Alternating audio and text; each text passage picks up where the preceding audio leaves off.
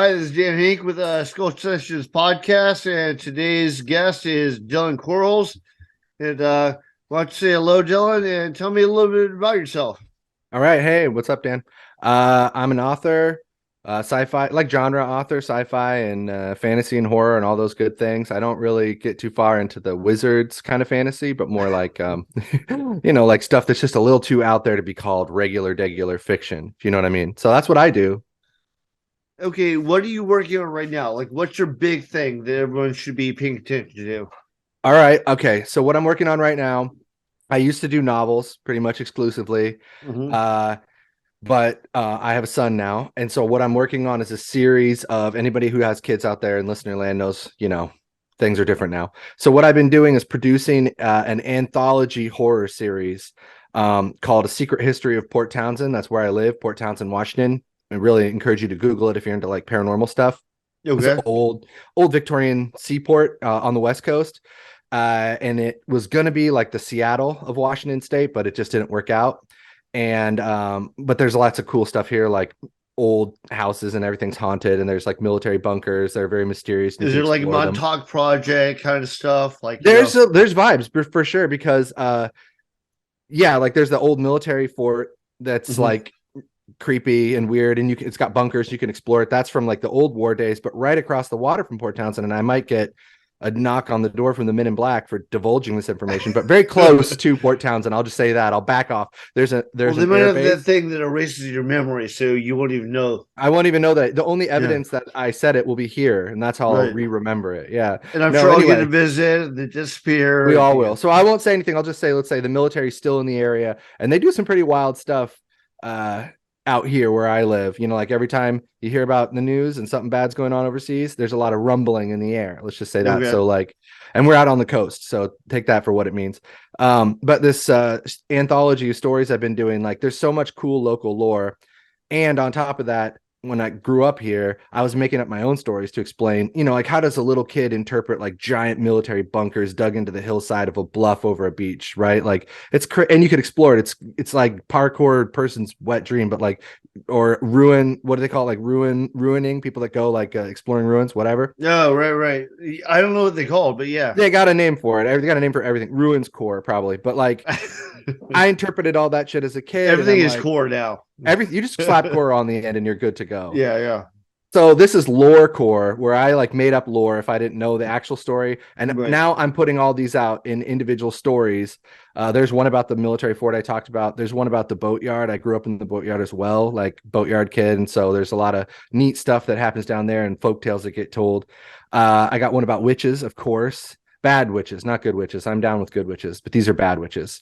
Because there's old Victorian mansions, and who knows what those people are getting up to in those, haunted rooms and secret passages and shit. So, and the third one or the fourth one that I'm working on right now is a little bit about the military, like we were just talking about. They got some stuff that goes on out here, and I have to do it just because I was so inspired by Jordan Peele's Nope, a UFO. Also, we see a lot of those out here Well, too. So it wasn't that into it. I saw that movie last night, and I it's really crazy, felt right? it was kind of lacking.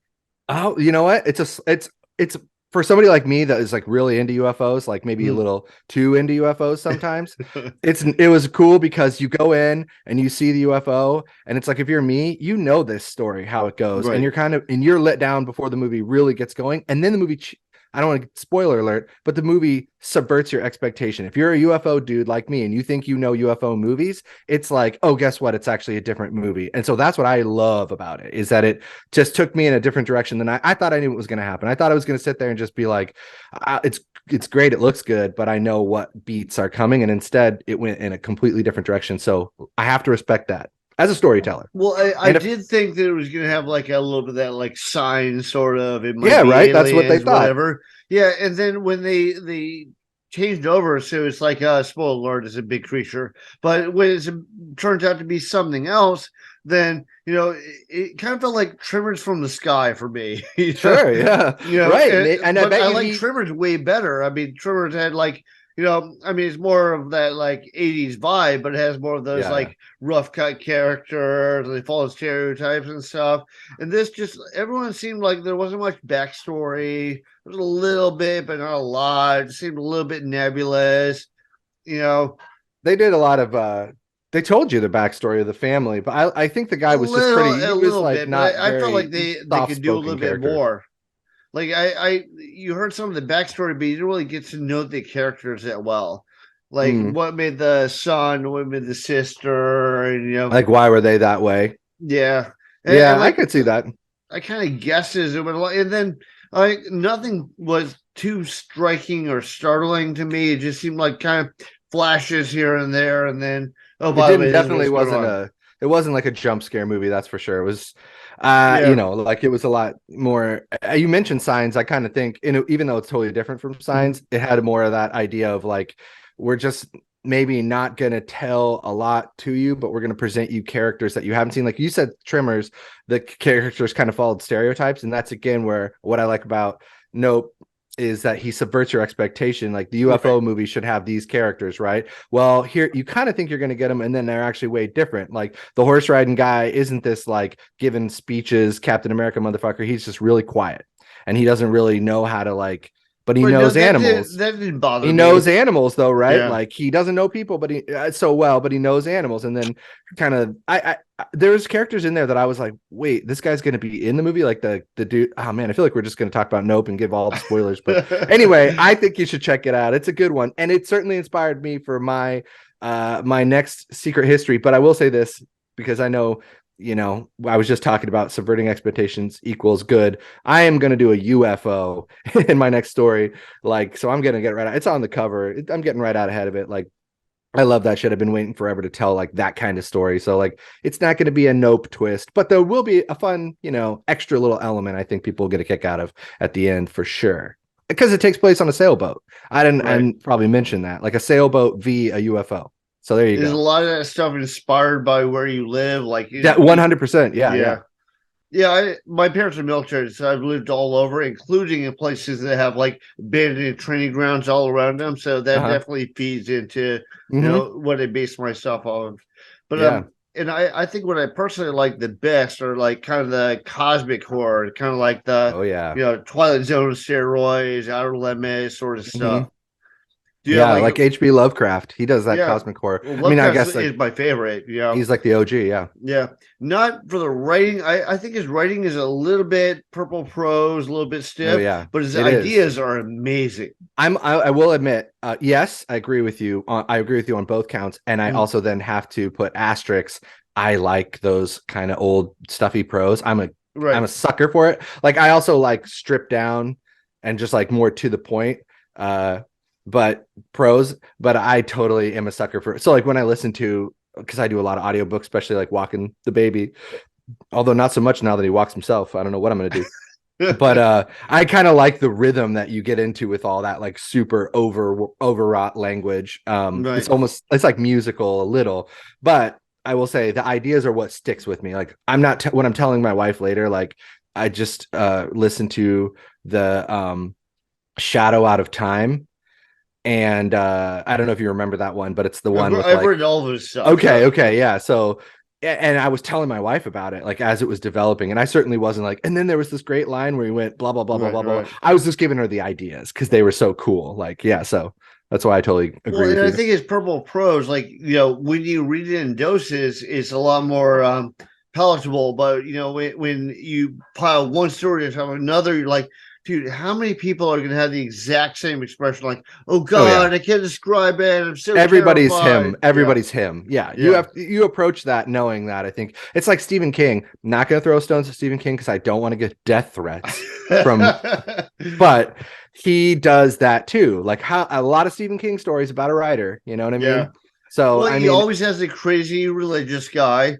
It always mhm. takes place in Maine. You said it. I didn't Yeah. say any of this. Yeah, go Yeah, for him. well, I'm not a Stephen King hater. Like some people are. Some like Yeah, yeah. people who do a lot of horror stuff really dislike Stephen King. I think he has his time and his place. Like he describes his work as the equivalent of Big Mac and fries.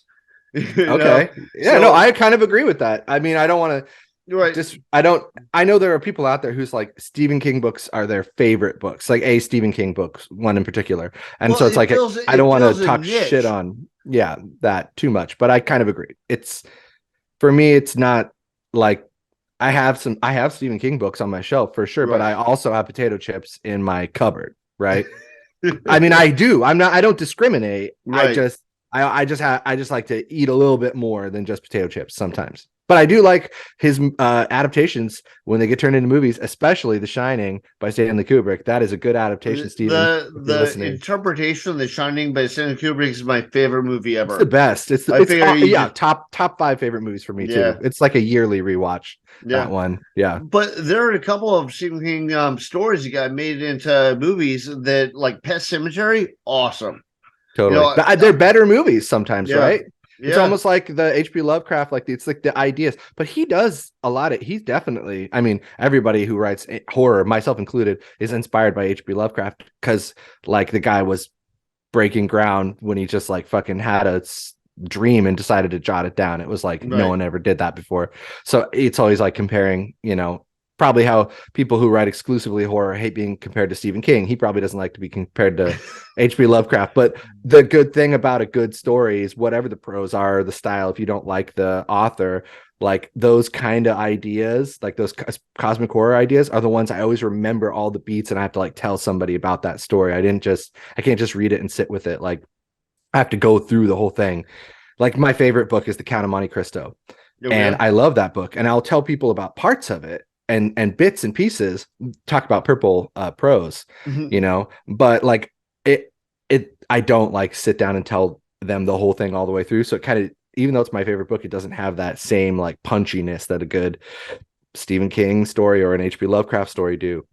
Well, For people can often work on their style. Like I don't know if you read The Road by Herman McCarthy, and big fan. Yeah, big yeah, fan. and the way he phrased it, his language is so fluid and so good. You can kind of like it kind of paints the scene for you. And I actually like the book way better than the movie Yeah. because the movie is just like I mean, it's a pretty faithful adaptation, but it's like But drab how and can dreary. So you you need can't that, capture yeah, it. Yeah. exactly. So like I'm sure that like if people there are a lot of people that took the same subject matter as Cormac McCarthy did, but Mm-hmm. they tried to tell it in their voice, Oh it my wouldn't come God. across. So I'm you telling you need his right. voice. Yeah. I will tell you right now that that's a super popular genre among self-published authors and other like well, I'm not casting stones. Like Right. I self-publish. Right. It's there. I cut out the middleman. I don't Right. deal you when you're buying a book, you're dealing with me, not anybody else. So I get it. I get the appeal, but you got to hustle and you got to have a good product and you need to Well, if be it's good at good, what you it's do. good. It doesn't matter Right. whether the Right. tour books put it out or But whether, good's a subjective term. And true. like the genre that you're describing, post-apocalyptic, like he got Cormac McCarthy's The Road, which I do love. I like the movie and the book, but you're right. The book is just you can't really capture what it's a faithful adaptation. The film, you're right. I agree, but like you can't capture what's in the book without you just can't, it doesn't translate. You could make a good movie based off that book, no doubt, but the book's still going to be so much better just because what's in there can't be exactly captured on film. And I love it. And its prose are way different than some of his other books that I've read a lot of Cormac McCarthy books over the years because he's awesome and great American author by American. But he's amazing at like giving you like how you were saying earlier, like every H.P. Lovecraft character is kind of like the same guy. Right. And sometimes Cormac McCarthy is being Cormac McCarthy, but sometimes he's not. And when he's not, he's so fucking good at it. Like he just like takes you into this other person and the way they look at the world and the way he describes things. Because if you look at like Blood Meridian, another one of his famous books, that is purple prose, but they're addictive and like intense and really like very intentional, like in painting a specific kind of picture with a specific kind of language, not just showing off like, oh, I can use words. Then you switch over to The Road, and the characters of The Road are much more, they don't have a lot to say. They're not really focused on taking in the landscape and doing all this like picture painting so much as they are with like staying alive. So he like totally adapts his prose. Everybody should read that book, right? What, The Road? Well, Yeah. I mean, everything is subjective, but I would say if you like a lot of the stuff that I like, then I would highly suggest that. Yeah, that's a good point. That's a good way of saying that. If you're into that kind of stuff, you should check it out because it's sort of like the best post-apocalyptic fiction you're ever going to get. And I know that there are video games that are very popular right now and TV shows that are coming out that are based on those video games and all that. But when I look at that stuff and when I see it, I'm like, ah, yeah, you read The Road. So, Well, if you're into that, you'll like The Road. One thing I noticed is like when like early on my art career when I was doing political cartoons, and the biggest thing I did at that time was the cover for Maximum Rock and Roll. I don't know if you remember that magazine, but it's like all the punk rockers read Maximum Rock and Roll. So I did a big detailed cover for it, and I was on cloud nine. At the time, I was a bike messenger, so I was telling everybody, it's like, "Oh man, you got to go to Tower Books." Back when Tower Books is still around, like you got to go to Tower Books and check this out. And I remember there were some people that are like, "Yeah, not my style art." I was like, "What?" Like it wasn't like it's good or bad. It's like not myself. So yeah, everything's subjective. That was my point. Yeah, no, I get you. It's a good way to approach art and like literature and music and all that, anything kind of creative. Like, as a art lover and artist, sometimes I kind of forget that, like, people have different tastes than myself. So I always have to like check myself. Like I have a group of friends and we always remind each other, don't yuck someone else's yum. You know what I mean? And I'm like, it's the golden rule though. It's like the golden rule. So I can get on board with it. It's like, sometimes I'm like, I'm spinning out and I'm like, oh, wait a minute. Not everybody likes exactly all the same shit I like. So calm down. If you don't like post-apocalyptic stuff and cannibalism and the threat of child death, maybe don't read The Road. Actually, I'll pull it. Like I like it when people get really detailed and stuff, like get really gory, really graphic, really whatever, instead of just like, yeah, and then this happened and then move on. But yeah, for some people that's too intense. It's too much. Yeah, no, I get it. Yeah, no, I understand that, but there's some people that you'll hear like they're real. Like Stephen King is really good at selling you a character. I think Richard Matheson is another person who's great at that. Like he will sell you a character. It's like his short stories believe too, that character, and that's if all these people, if that's the one thing that they hold in common when they praise that person, I think that's probably a good indication of the strong suit, and maybe you should pay attention to what they're doing there. Yeah, for reals. He's another one I love, and another short story king, Richard Matheson. I have not read that. I've read a lot of his stuff, but I haven't read that. He has a bunch of short stories that are awesome. And they pop up in like movies. Again, you see people like adapting it. I've never actually seen the movie, but he has one story about a lady gets mailed this little tiny like African doll, but it's possessed and it's alive. Yeah, I've seen that movie. Yeah. So I just saw the poster for the movie, and it's like right in my alley of like shitty 80s, early 90s. It's like right in that window too. So I was like, oh, I never fucking seen this, because I remember reading that short story and being like, some adult man in his like 40s or 50s just sat down and wrote this, and that I love him for that, because I'm out here to read it, and I'm glad that somebody out there was bucking, you know what I mean, like the whole like tradition, like idea, like grow up, like write adult stuff, whatever. No, some dude was like, hey, I know there's people out here want this, and they shot it out there, and that was my introduction to him, Matheson. And then I read a bunch of his shit. Omega Man, I Am Omega Man. Incredible, good stuff. Well, it's I Am Legend, of course. I Am Legend. Yeah, and they've tried to reshoot it as a movie. It's 3 times. So wait, is it I Am Legend is the story? Yes. Okay, and then they made I Am Omega Man the movie with Heston. Omega and then Man is I think first they made a movie before that called I Am Legend. I think it was black and white. I'm not sure. Okay, but so he couldn't use that name. I heard that wasn't real close to I Am Legend. Then they came out with Omega Man, which was a Charlton Heston one. Yeah. And it wasn't bad. I mean, it's very much like of that era movie, but I thought it was good for that. I started it, but I didn't finish it because it opened with just so much dry.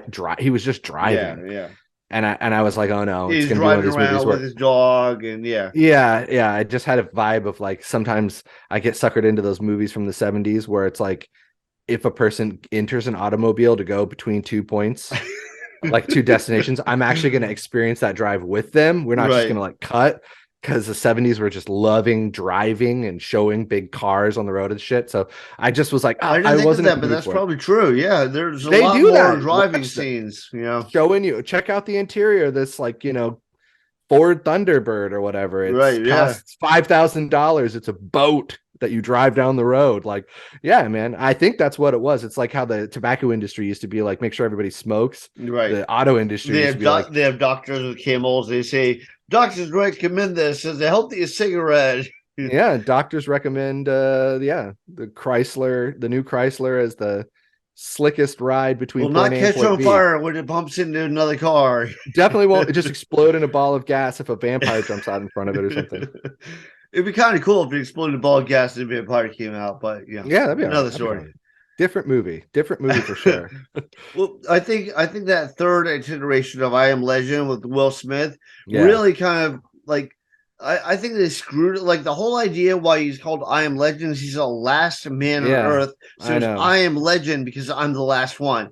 And then in the Will Smith movie, it's like I am legend because they came up with the cure. It's like Yeah. kind of ruined it. Well, you couldn't. It's like contract. Probably has like a clause in his contract that says he will like win over a beautiful woman with I his think he undeniable does charm. actually. Yeah, because they were like, bro, you're supposed to be the last person alive. That's the whole point of the movie. It's you and the flesh-eating monsters. And he's like, yeah, but what if? Okay, I meet this beautiful lady and she just falls in love with me because I'm so tender and honest or something. And that's what I know that he's actually been involved in movies and quit the movie because he doesn't have the happy ending he wants. Yeah, it's like The Rock, right? I mean, he's like one of these people that I like don't they know. let him run movies or something. I don't mean to, that he's had a bad week, but yeah, What, The Rock or Will Smith?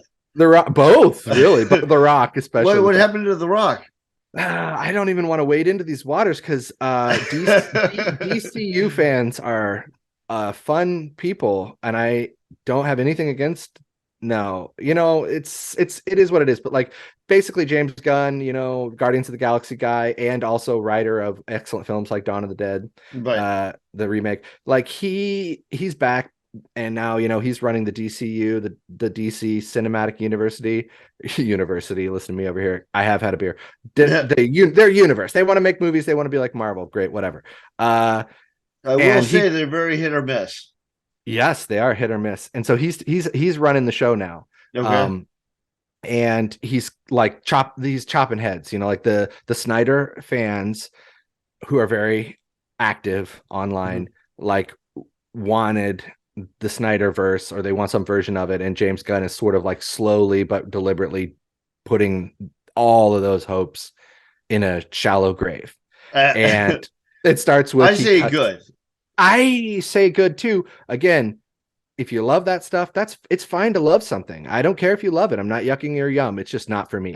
So for me, I am happy that there's going to be new leadership at DC because those movies have been really hit or miss. And if I'm going to spend 2 hours watching Dwayne "The Rock" Johnson be a superhero, the movie should at least be entertaining. And it wasn't, in my opinion. So yeah, my opinion makes me happy that there's new leadership, and we'll see what happens. But anyway, Black Adam, I think, was Black Adam. Yeah, it's on HBO right now, so it's like you can watch it for it's just you can watch it for the price of your time, and I'll leave it at that.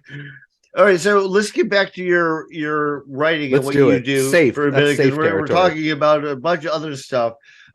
So do you prefer short stories? Do you prefer novels? I think you said you started out doing mainly novels. Yeah, I think I have not been asked that since I made the transition, and I don't have a super clean answer. So I'll say I'm enjoying where I'm at right now, but I do miss writing novels, and I have announced on my social media, so I probably have to make good on it, that I am in the process of outlining, which is like my early stage before I start writing in earnest. I'm outlining a new book or 2 books, depending on the length. It's going to end up being, these will be novels in the Ruins of Mars series, which is like my big, most popular tentpole series of books. Secret History of Port Townsend is what I'm working on right now.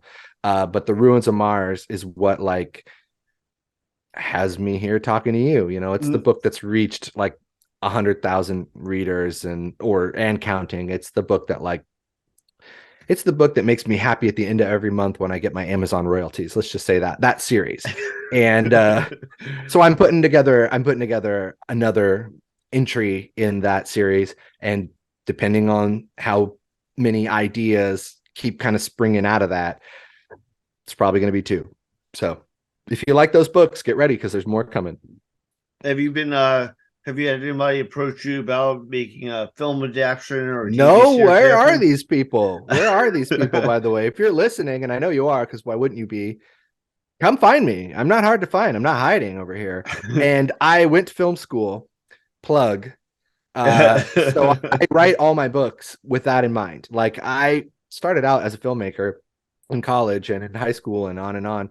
But like, it got increasingly hard the older I got, and as I transitioned out of like creative circles, like where there's like if you want to start a band in college, it's a lot easier than if you want to start a band in your 30s or your Of course, 20s. yeah. You know You're what I mean? Like, around so people. you're And around them. If you want to make movies in college and there's film programs at the college you attend, there's a shitload of people around you who are down to do that shit and pool their money and their talent.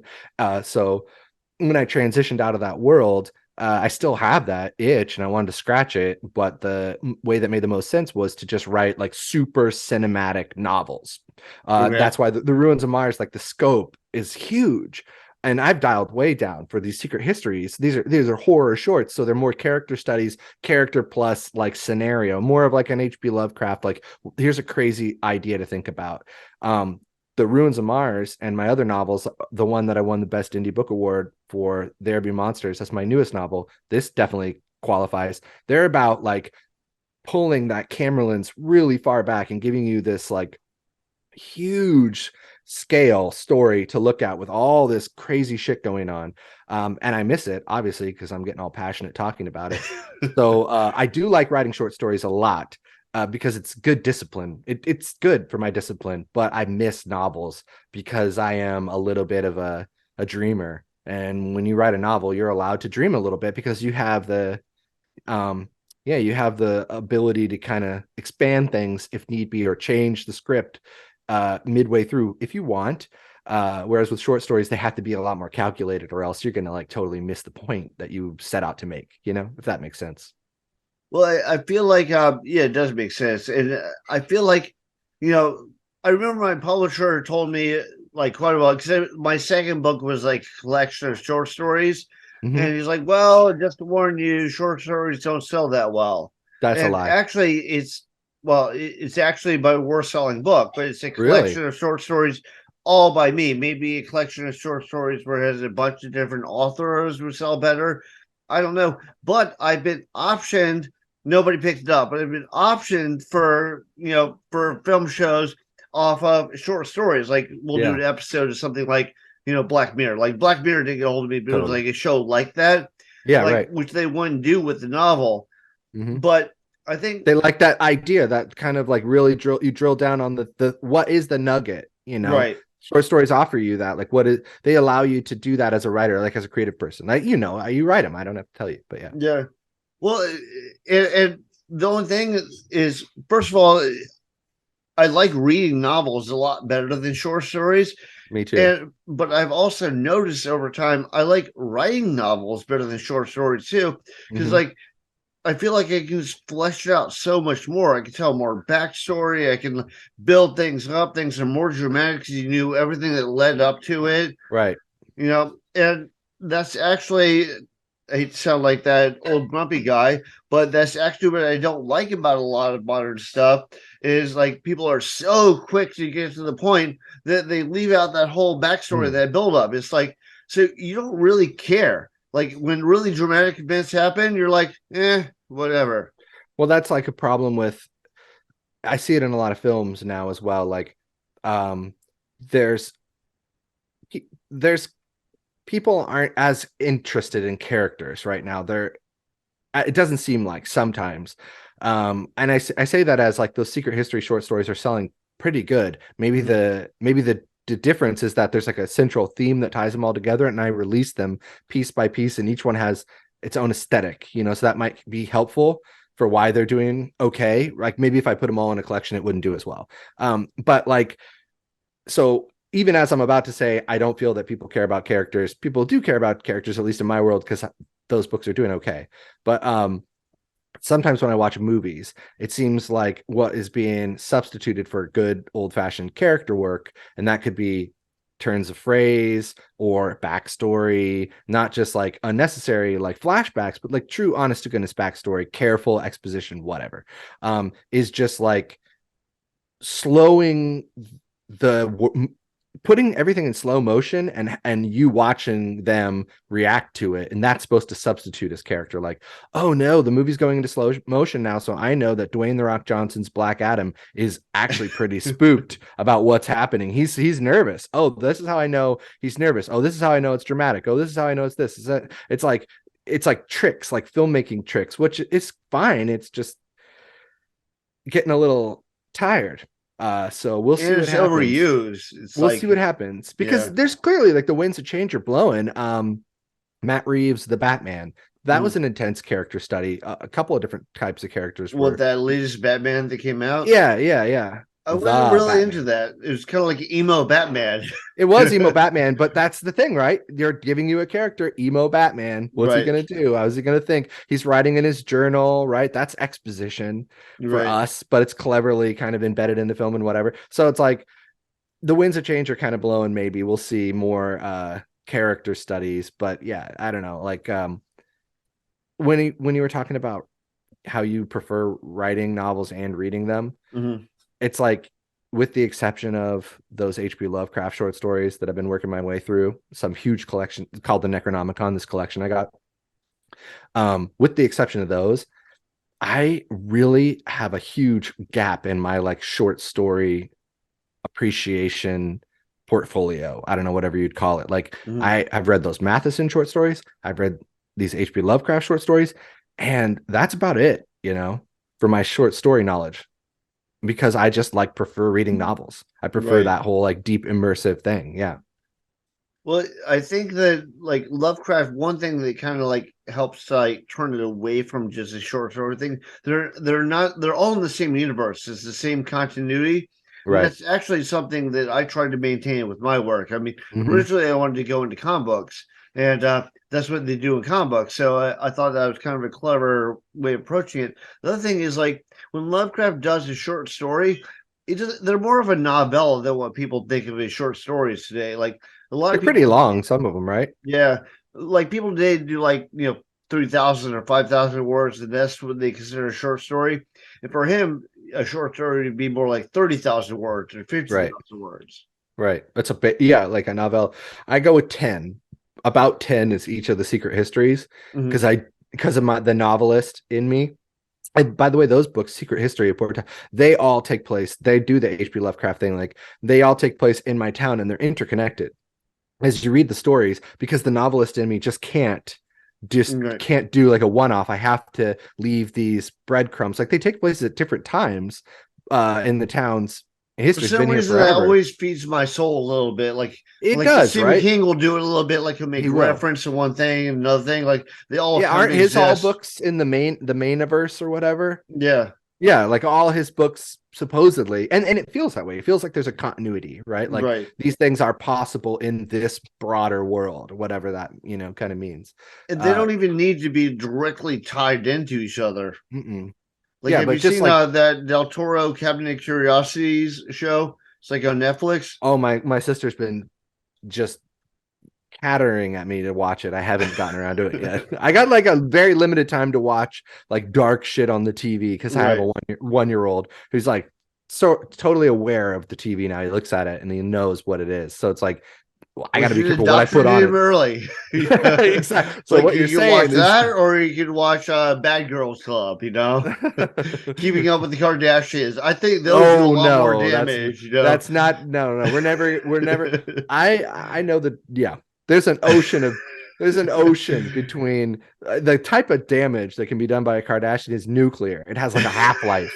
You know what I mean? Like I'm talking about short-term stuff here. You'll be dealing with like childhood trauma like 20 years later. Yeah, your whole sense of yourself will be so fucked from watching those animals. Like, don't do it. Children, if you're listening, and I know you are, just watch Cabinet of Curiosities, watch Black Mirrors, Ask your Right. parents. Watch some Mike Flanagan, Haunting at Hill House. Do not watch the Kardashians under any fucking circumstances. Well, I remember back in the 80s when like it was everything. It was music, it was like TV shows, it was like video games, but they're so violent, they're gonna contribute to juvenile delinquency. Yeah, But right. none of the people who are into that kind of stuff really do anything. Like the people who like rob liquor stores and shoot people in the streets and stuff like that, they don't watch the Friday the 13th movies. No, they don't. Religion, like, yeah, I look like I look. I have tattoos and stuff under here, but I didn't know what kind of show this was. But like, I don't commit felony crimes on a regular basis. I commit minor infractions left and right because I'm a regular God-fearing American. I'm a freedom-loving American, so I commit small crimes all over the place. But I'm not like the type that you need to be worried about in the world, let's just say. And I watch those Friday the 13th movies every single year. Right. And I watch those Michael Myers movies every single year as well. And I know a lot of fucking people, good people who are in my life that religiously watch dark, nerdy shit and are nerds about it. And they're the best people you'll ever meet. And the animals and the scary lizard people that are out in the world that you should be worried about are watching fucking football in a bar It's true. with their bros. And that's the thing you're supposed to do, according to the Ford commercials you see on television and the Applebee's commercials. That's the good thing. Not chilling in your home with your friends, smoking a little weed and watching Michael Myers carve up a bunch of, sexy teens on a Halloween night. Which, well, first of all, those are all kind of like a lot of those are morality plays because, like, if you have sex, if you do drugs, you get killed. Yeah. The final girl, the surviving virgin, all that stuff. Yeah, I mean, if you want to dive deep into it, you can. If you want to get philosophical, or if you just want to appreciate like the art of Tom Savini as Kevin Bacon gets an arrow through the throat, you can do that too. That's also okay. Well, one thing I like too, in these modern times, it actually applies, but like often, like the weirdo, the creature, or whatever is really good, and everybody's just fucking tormenting him. Like Frankenstein's monster, right. Everyone was trying to burn him alive. They're trying to kill him. Like this poor creature was just tormented to the ends of the earth. He never should have been made. Reacts, Yeah. And like in this modern day time, it's like, hey, how about you leave people fuck alone? If they're not doing anything to you, just leave them alone. Well, how many times, like, that's in so many horror movies, the character that like can't, like, they have to just go butt their nose in where it doesn't belong. You know what I mean? Like the douchebag jock that yells, hey, at Michael Myers as he's stalking away from the party, like, and then he has to turn around and go back and assassinate that person or whatever. I don't think that happened. Maybe it did. I don't know. Those all movies. It's always a crazy religious person. Yeah. Like you saw the Mist, like the lady with a knife, and she's like, what's she saying? She's crying out for a blood sacrifice. And, they always. Yeah, he loves to go after that trope, which I'm okay with. I mean, honestly, go for it. I think these people have religious now, isn't he? He got hit by a car, and I think he got really religious. That's crazy. If that's true, that's unfortunate. The opposite should happen, actually, based off of like the evidence of people who have near-death experiences. Right. It should be the opposite, but whatever. I don't know. It's like 135 people will die in a tsunami, and one person lives. It's like, oh, look what God did. It's like, what about the other 135 people? But yep. I love that line in Hannibal. There he is, my patron saint. But that's for you, Brian. That's for you, Brian. He's the artist I commissioned that from. He's a good friend. Brian Slosher. Anyway, if you watch Hannibal or read those books, but you should just watch the show because it's way better with Mads Mikkelsen. He has some line about how a bunch of people were praying in a church in Italy, and then the roof caved in on him and like killed like 100 of them. And he's like, God just loves stuff like that. And like he gets it, like he gets it. And it makes his like madness. That's when when you've been watching the show for too long, or maybe you've been seduced by Hannibal. You're like, man, he is so right about that. Yeah, fuck God. And then you're like, oh shit, I think I've been seduced by Hannibal. You came over to the dark side. Yeah. All right, so let's get back to your writing process for a minute. So there are some people that are like big fans of this. Like you need to set aside a certain time every day and spend Oh like yeah. 3 hours or 6 hours Hmm. just cranking shit out.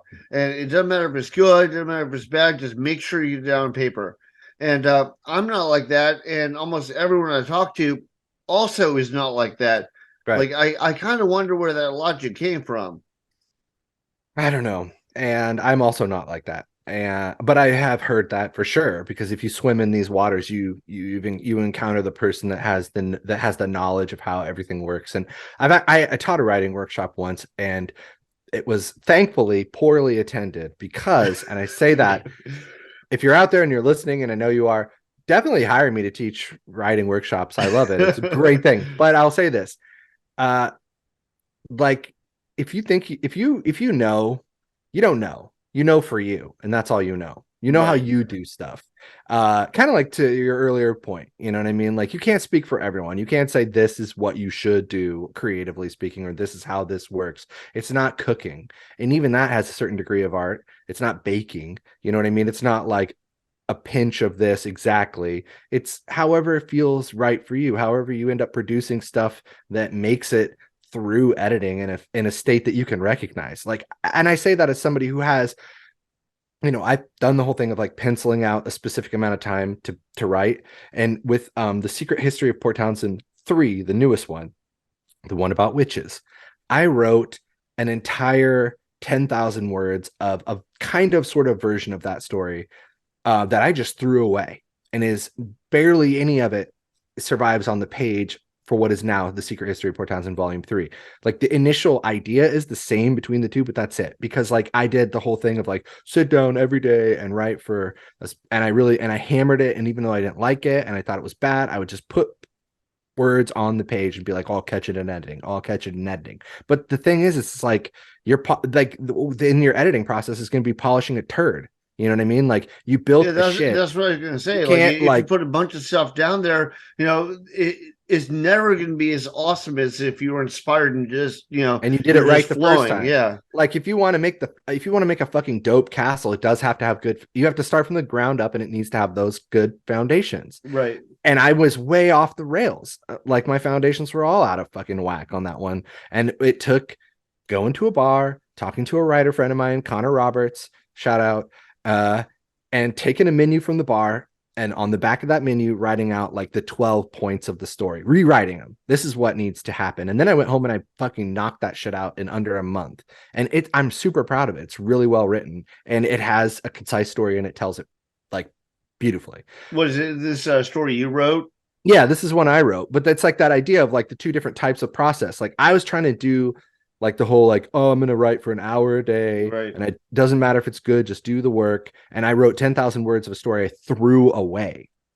And Okay. then right, and then I went to a bar, which is not writing, and I talked to a friend, which is also not writing. And then I flipped over a menu, and I just in bullet points mapped out a story that I then wrote over But the if it next two leads weeks. you up to the point where you I put was out something open. creative, that's all that matters, right? And then it wasn't even like a specific time every day. I just wrote it in about a month when I Mhm. had time to write. That's when my baby was napping. I was writing. When if I woke up on a Saturday morning and my wife said, go write, I got him. I was writing. But it wasn't like the same time every day. It wasn't like it's just like I was inspired. I knew what I was doing. And then I stole moments and wrote a story.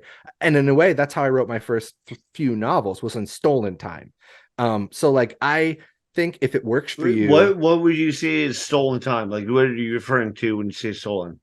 Well, I don't work there anymore, so I can say that I literally wrote on the clock at work.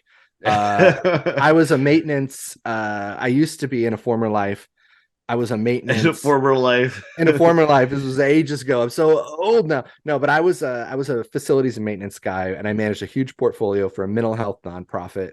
And it was like houses. It was inpatient facilities, aka asylums, and outpatient facilities, aka doctors' offices and treatment centers and stuff like that, transitional housing, whatever. I had a huge portfolio of houses and office buildings and medical facilities. They were all, if anything broke, they'd call me.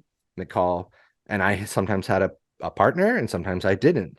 And eventually, I you know got really good at managing my time, because if they're not calling you and you don't have an inspection coming up and all your I's are dotted and your T's are crossed and all that shit, like there's downtime. So like some maintenance guys, I'm not trying to blow the lid off maintenance guy work. Okay, those guys are busy. All right, you leave them alone. They're You're busy. gonna get angry texts now I'm from gonna people. get like, shut up, shut up, shut up. But Yeah. anyway, if you want to manage your time in a You way don't that is understand the effective, struggle, man. yep. If you manage your time, if that's what something you want to do, you can have time. And so I had time, and I was bored, and I couldn't make movies because of the reasons I mentioned earlier. Didn't have my creative network. Also, I'm at work. You know what I mean? But what I could do was sit down, open up a Google Doc, and start writing. And so that's what I did. And some days I wrote for 8 hours a day, and I was there in case some shit broke and I had to go and fix it. But if some shit didn't break and all my I's were dotted and my T's were crossed and my P's were uppercased and lowercased accordingly and all that shit, like I was fine to just sit there at my desk and write a book. And then one book became two, and two books became three, and three books became four.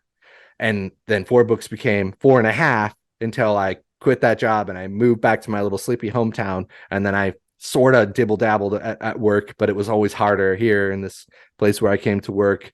But that's what I mean. Stolen time. I was paid twice. So thank you. And I hope that the statute of limitations on this petty crime have expired.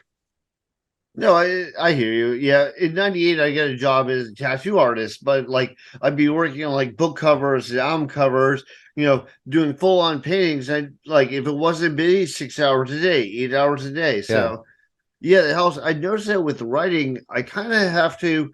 It's weird. I almost have to be in the mood, and almost I can't even say something definitely sets it off, but sometimes I'll just kind of feel like inspired to sit down, and then all of a sudden I'll be like, oh wow, 3 hours went by, 4 hours went by. Yeah. But that's like the flow state, right? yeah. You just drop into it and you lose all that connection to time and everything. Yeah, exactly. Yeah. But I can't plan it. Like if I plan it, it never happens according to schedule. If I'm like, yeah, starting at 2:00 on Tuesday, I'm gonna start, and then at 2:00 I'll be like, what am I supposed to do?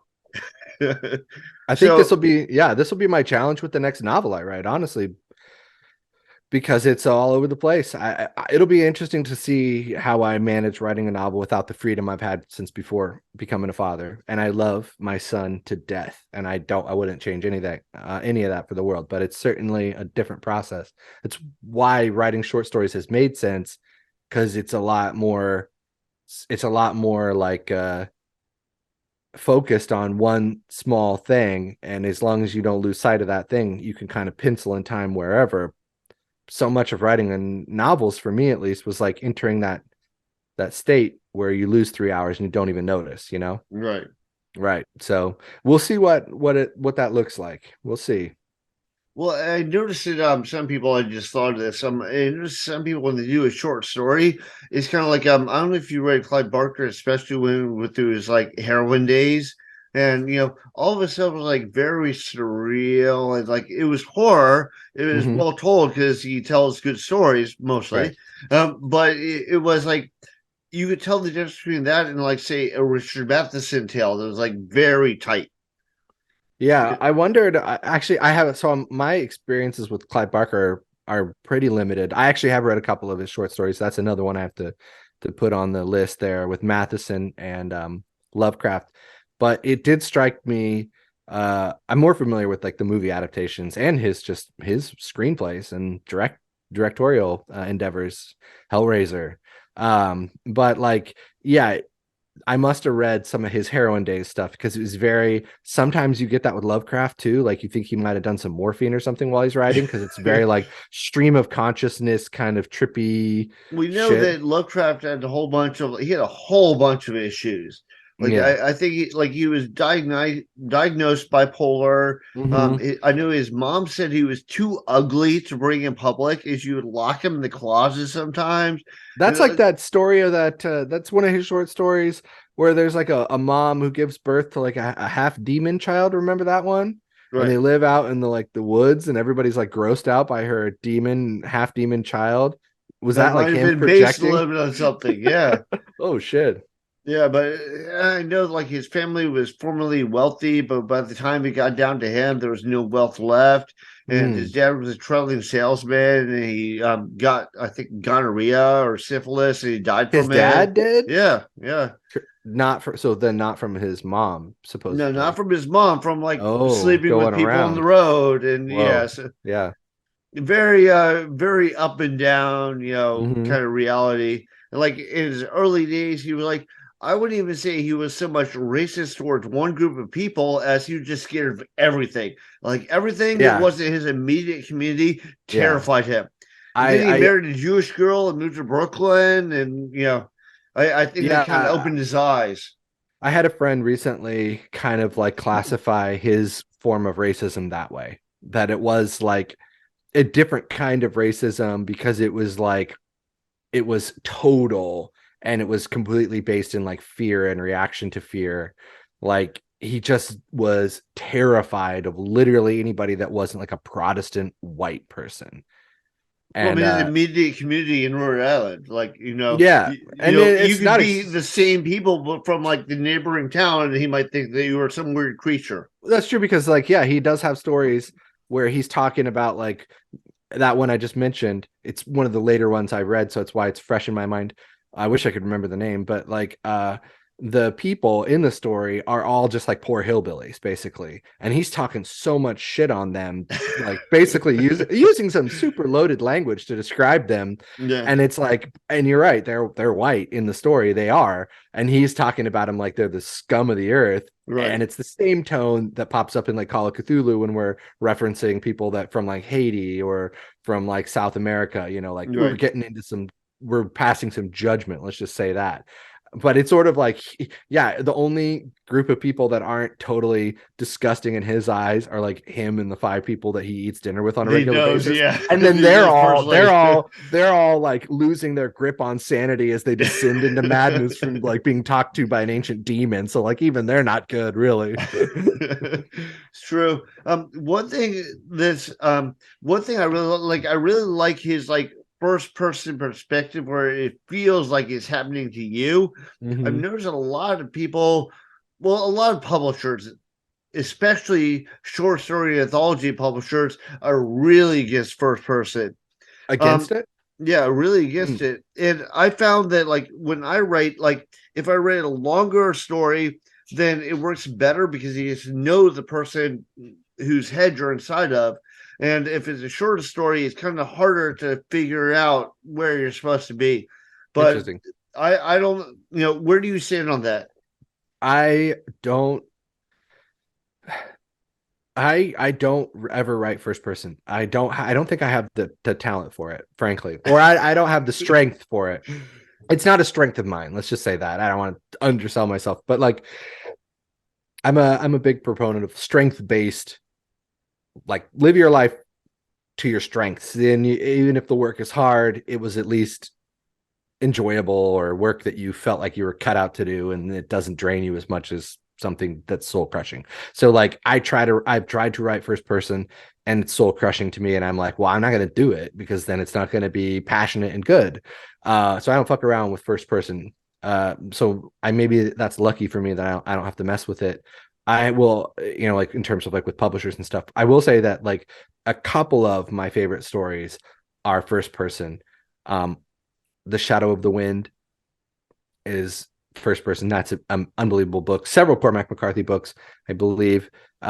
So like I have a lot of respect for somebody who can do it right. It's just not something I can do, But like in terms of getting to know the character better, yeah, if the author has the fucking talent and the gumption to stick to the character so steadily that like it actually seems like another person and not like the author a little, Right. then totally. Because one thing about writing third person is, as you know, is it leaves a little room for the reader to project themselves into the character, Well, you right? have the Like omniscient narrator too you that have can an kind of you have an omniscient, explain. right? But you do have that, right? But like one thing that I think is inherent about third person, and this is probably not blowing the lid off anything. I'm sure smarter people than me have said something similar to this, but like the way, because it is not, the story's not told from inside the character's head.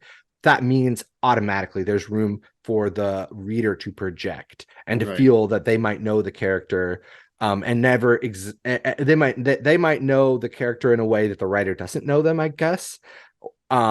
Like a lot of times, I think that's where some of my best character work thrives, is in that area of like ambiguity, like establishing a pattern of behavior for a character and establishing sort of like a tone, but then allowing for them to deviate just enough from that pattern of behavior that readers out there who don't share that exact pattern of behavior can feel like, oh, well, I don't always do exactly what somebody would classify me as, but that's because that's human, right? Like it allows like readers to kind of like insert themselves in the character, even if they don't match the mold, so to speak.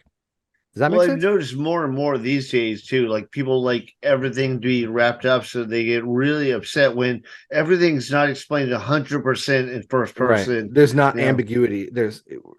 People hate ambiguity right now, right? Yeah, yeah. Like you have to have like a stinger scene at the end of the movie to let you know, Like, don't well, I don't worry. understand why this didn't happen. I don't know. I think in horror, like sometimes when stuff isn't explained, it's more horrifying. Like what you visualize in your 100%. head. Yeah. Yeah, 100%. Right. The unknown is the Yeah, big horror, yeah, exactly. And All right. HP Love. I Well, go think ahead. another kind of like controversial writing topic, like everybody has a different approach to this, is how descriptive people get. Mm, Like I'm a big fan of like John Steinbeck. He's one of my huge influences, like The Greatest Rats, stuff like that. Like you feel like you're there, you feel like it's happening. He describes a little bit of the neighboring environment. There are some people, like especially sci-fi authors, that who are highly recommended. I read their stuff, and I'm like, I can't picture any of this. right. And you're talking about like a space station, like millions of light years from Earth. And it's obviously way different than anything anyone's seen before. But you're just talking about people going down a hallway and opening a door and whatever. And you're Yeah. like, what does it look like? What does it sound like? Yeah. Yeah.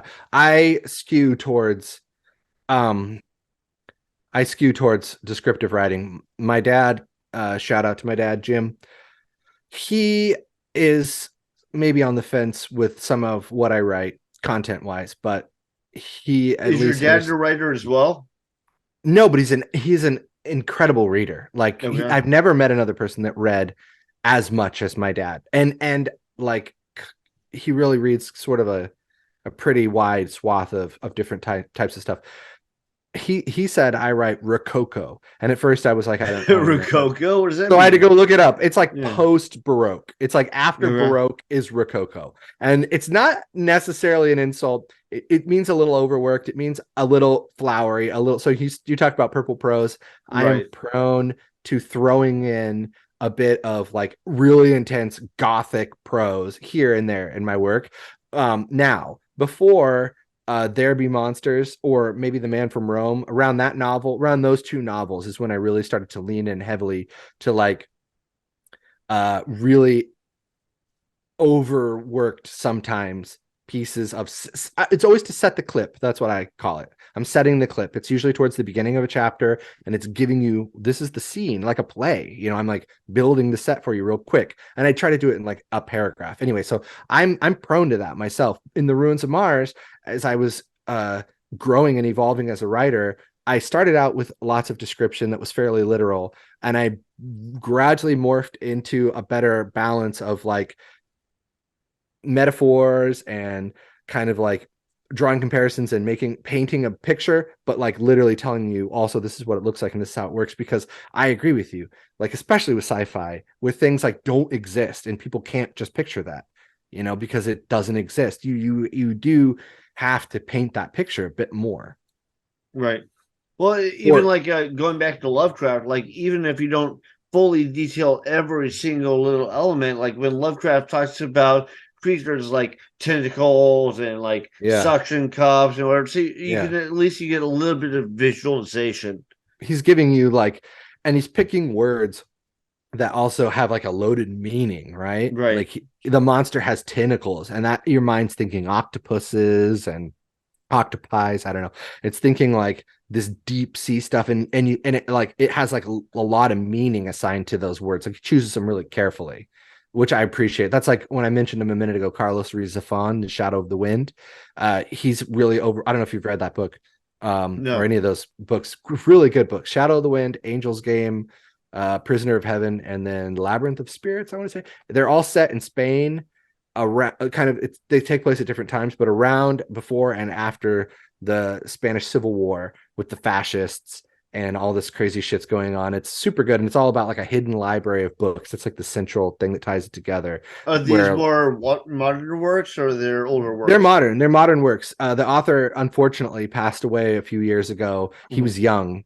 But the books, they're modern works. They're not supernatural at all, but it always feels like it's just a hair's length away. To borrow a phrase from another funny podcast I listened to, a pube's length away from going into supernatural. But it's not. It's solidly in the world that we live in. But it's his choice of language that he uses, and he does some pretty overworked prose in the way that I love and I'm a sucker for. And also his first book, The Shadow of the Wind, is like an international bestseller. Not for nothing. It's not like some niche little novel that I fucking stumbled upon. This is like a superstar. It'll be a movie or a Netflix show someday, probably. But like he really is super selective, like Lovecraft, about his language. So it's like, even though the prose might be kind of overworked, it's like every word is put there to really drill into your head a specific kind of image or vibe. You know what I mean? Right. And Like, some of that might have like been like more in that era when it was written, it like people had a collection of like thoughts and sensations and so on tied to that phraseology or whatever, sure. and you probably lose that a little bit as time goes by because people no longer have that I see shared that. experience. Like those words move out of the vernacular. Yeah, exactly. Yeah, no, I get that for sure. And that's maybe why the real nerd in me, the guy whose favorite book is The Count of Monte Cristo, likes Lovecraft so much, is because I love to rediscover words that have transitioned out of the zeitgeist or the Right, popular vernacular, the shared vernacular. They've moved on. They're considered antiquated, right. to use one of those words right now. I like that shit though. So maybe those Zafon books will someday find themselves relegated to that heap, and I'll rediscover them anew because I like antiquated shit. So bring it on. But I think if the story is strong enough, like Mhm. Mary Shelley's Frankenstein, I mean, Yeah, that right. still Perfect survives. example. Bram Like Stoker's the original Dracula. Yeah, Dracula, yeah, yeah, yeah. that still Totally. survives. Absolutely. Right. Because the story is so strong and so engaging. It's like fucking Shakespeare. You want to talk about antiquated language, you know what I mean? We still learn that shit in school.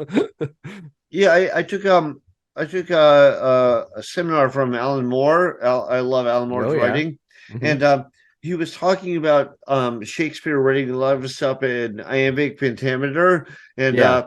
so I said, "Well, I'm going to try and write my next short story in that," and did no. Yikes, dude. Don't do that. Don't do that. Yeah, I I had have to a rewrite all of that. I was like, maybe somebody can make this work, but this is not me. I in There Be Monsters, it takes place in that's the my most recent novel, and that's the one I Mhm. won Best Indie Book Award. Yay. Yeah. It takes Congrats. place though in the 1520s. Okay. Uh and I was kind of like, I had a section of book that would have been in a traditional like sci-fi novel, because it's very sci-fi even though it takes place in the 1520s. Like that would have been the part where you would just do like exposition of like, it was like as they were sailing across the Atlantic Ocean toward the Bermuda Triangle, where this mysterious island is with a city of gold that they know about. And normally, and it's the part of the book where like my main character is getting to know this existing crew. Like it's his dad's ship, it's his dad's crew. His dad just died. He took over. He doesn't know his dad, all that shit, right? Normally, it would have been a lot of like a specific type of exposition, which I'm familiar with because I did it in the Ruins of Mars trilogy. Same idea, going from Earth to Mars. Like there's a moment in a sci-fi book where you can kind of traditionally do that. I was like, well, I'm going to be all clever because it takes place in the 1520s, and I'm going to do it like in a kind of like with a specific pentameter, not the iambic pentameter, but I'm going to do it in a pentameter and a poem. And it's going to be like this grand poem that talks about him getting to know everybody and all the sailing, and there's a storm and all the shit. I mean, that part of the book is like probably 3 pages, and it took me so damn long to write compared to like every other part of the book. It took me for fucking ever because I literally had to have hashtags to make sure, like hashtags, hash marks, to make sure that like the same number of syllables were in each like stanza, and that those stanzas then, you know what I mean, like all the way down. Yeah. Were Because you it happy could with the way it came out though? ultimately, yes, until I realized I thought so. I am, yes, now, but I didn't think about it enough because I was asked to do a reading, and it was at a poetry event, and I chose a different part of the book to read because I didn't want to take up too much of people's time. And Right. then so I picked this other like narrative section to read that was like kind of dreamy and whatever and kind of poetic. And then I'm like sitting there after I get done with my reading, and there's like these people up there, and they're farmers, and they're doing farmer poetry because where I live there's like hippie farmers, like cool Right. farmers, good farmers. And they're reading these like 10-minute long fucking poems about like cutting wood. And I'm like, oh, I could have read that section from my book that was an actual poem and no one would have been mad because we're all just here to take up each other's time. Yeah, I did. I remember I did a short story. There's a guy in the trenches in World War One. And he's writing letters back to a loved one until he goes crazy. But I thought it was a pretty clever story. And then somebody read they read the story and they said, "I like this story, but those do not sound like World War One letters." I'm like, Uh-oh. "What?" So then I went back and I did a bunch of research. I was like, okay, well, this is how people wrote in that era, and this is how they talked, and so I tried to alter it. You know, do you do the same thing? Do you do a lot of research into stuff? Medium amount. Like I definitely take a cinematic approach. Okay. Um, because like with the characters from the 1520s in my new novel, like Mhm. there are turns of phrase that they use that to use my word of the day, been watching a lot of Sesame Street, so word of the day is antiquated. I have a 1-year-old. um like there's turns of phrase and What bits they of use that in Sesame Street a lot? no, but they always pick a word of the day, so my word of the day is Oh, okay. All antiquated. right. Okay. Yeah, that would be cool if like almost up there being like antiquated. Anyway, like I picked Our word of the day is cadaver. yeah cyclopean. Yeah. I picked moments basically to be like period appropriate, and then I also like deviated from it plenty as well once I felt like the reader was settled into the characters, almost like imagining like the scene starts with subtitles because that you can't understand Welsh or Right. whatever, and then eventually they just start speaking English because you've soaked in or something like that, kind of that approach. And There Be Monsters is really my first like stab at a period piece. I never really uh braved those waters before because of the reasons you mentioned. There's people out there that obsess about that shit and they'll fucking point it out as quick as possible. Actually, people from the 1920s didn't talk like that. Actually, people in the 1520s didn't say fucking, they said Right. something else. And I'm like, so Also, people, if you go, 100 years back in time, they thought differently too. So even yeah, their way of constructing, yeah, you exactly. could go down a rabbit hole in this. You can. Like the amount of like God that would be worked into every fucking thing you said in that Right. era. You know what I mean? Like I wasn't trying to call upon the big man every fucking time a character opened his mouth. So like the language is certainly more geared towards modern readers who could imagine it read in an accent and be like, oh, that's a funny way to say, you know, I don't think so. Me thinks not, or whatever. But like, it doesn't. It's Oh, not that's like one thing that really annoys me is when people like try and do like all dwarves talk like this, and like me thinks this, and me thinks yeah, they're yeah, like, yeah. dude, Well, come on. what's that guy's name who made that director who made The Lighthouse and Witch? I know what you're talking about. Yeah. Yeah, he does that. He's like, I'm gonna do the Norseman, although I'm Yeah. sure he didn't actually do like Norse. Maybe he did. I I don't know. could watch I've The only Witch. I watched like a half hour and I give up. It's awesome. It's really good. I like slow, boring movies. It's good. I really appreciated it. But like he does that, and that's his thing, right? He can Right. do that. He can be that guy. For me, I'm not making a big selling point of it either. So I don't feel like you can get mad at me if you're about to write me an email or a letter. Just save yourself the time. Don't get mad at me because I never promised it would be period appropriate. I Right. just picked that time as a setting because I thought it would be interesting. Okay. Right. Well, nobody wore that shade of red in that Yeah. era. Actually, purple was only reserved for people. For Whatever. royalty only, Yeah, and yeah. exactly. Yeah. But all right, man. Well, thank you very much for doing this interview. I don't want to keep you here all night, but let everyone know how they can see what you're working on and how they can All get a hold of right. you. djqfiction.com is the quickest, easiest way to find my work, links to it, news. That's where I'll post this this podcast will go up there. I have it's all laid out. It's really easy to navigate. Tells you what I'm working on, tells you what's coming up, tells you what's already available. Also shows you some of the places you can find me. If you don't like using the internet and you prefer to use Facebook, you can find me on Facebook, Dylan James Quarles, Quarles, like fighting. You can find me on Facebook there. I got an author page. I do updates and shit there too. I'm also on TikTok at author_Dylan Do you James do those Quarles. dances? I don't do the dances, although if I keep if the algorithm keeps dicking me around, you might just see me doing a dance or I don't know, eating a bowl of noodles silently or whatever the fuck people do to get viewers. No, I make videos on there because I'm a former filmmaker. So I make kinetic and interesting videos about my books because I got to scratch that itch somehow. And now I got a camera on my phone. So yeah, that's where you can find me. Oh, and Amazon and your local bookstore. Go there first. If they don't have my books, tell them you want to buy one of my books from them and they will procure it from me. And then everybody gets their beak wet that deserves it. Well, not you, unfortunately, Bezos. there are very few bookstores left anymore. There's Borders and I don't know what's left. I'm blessed to live in a town that really fucking appreciates Port Townsend, Washington. Again, Google it. Cool town that really appreciates. No, it's we have an ordinance that bans chains. So there's bookstores in my town, but they're owned by people that I know and I see around at the grocery store. Do you do readings of them and so on? I do actually. Yeah, there's a bookstore up in a haunted castle called Manresa Castle. Oh, that's awesome. Oftentimes on top 10 most haunted places in America lists, Manresa. It shows up on a lot of lists in a good way. But my friend owns a bar there, a family of bars rather, because it's a castle. So there's a lot of room to spread out. Right. And one of the bars has a bookstore in it, and I do a lot of book launches and readings there, and it's fucking rad if you think about it. Do they have a torture chamber there? Dude, they have a tower. Don't even worry about it. So, all right, man. Well, like I said, thank you very much for doing this podcast. Thanks for having me on. Shout out your name again, and everybody check out his work.